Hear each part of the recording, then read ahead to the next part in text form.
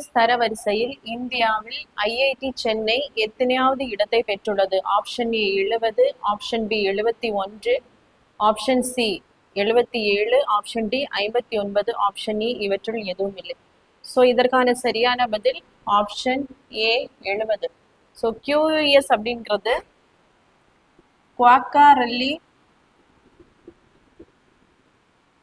Simmons அப்படிங்கிற Britain நிறுவனம்.